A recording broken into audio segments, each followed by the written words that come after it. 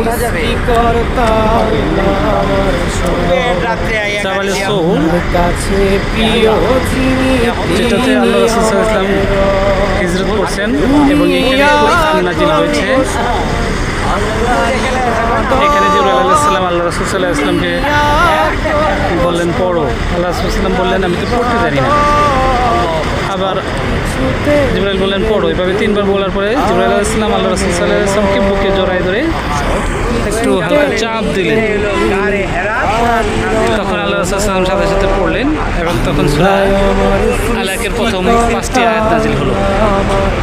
এটাকে বলা হচ্ছে জাবালে হেরা বা হেরা পর্বত, যেটা এখানে আল্লাহ রাসূল সাল্লাল্লাহু আলাইহি ওয়াসাল্লাম 41 রাত্রি ধ্যান করেছেন।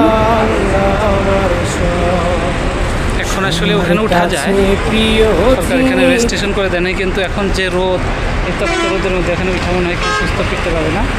আমাদের বোয়ালিম সাহেব বলছেন যে ওখানে রাত্রে উঠতে হয়।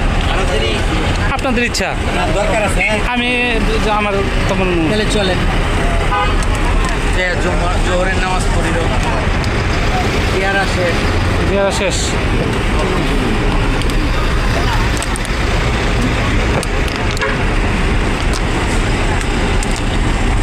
এই পাহাড়ে কোরআন নাজিল হয়েছে, নবী নবুয়ত পাইছে। এই পাহাড়ে কোরআন নাজিল হয়েছে এবং নবী নবুয়ত পাইছেন। এইটাই গাড়ে হেরা, হেরা পর্বত।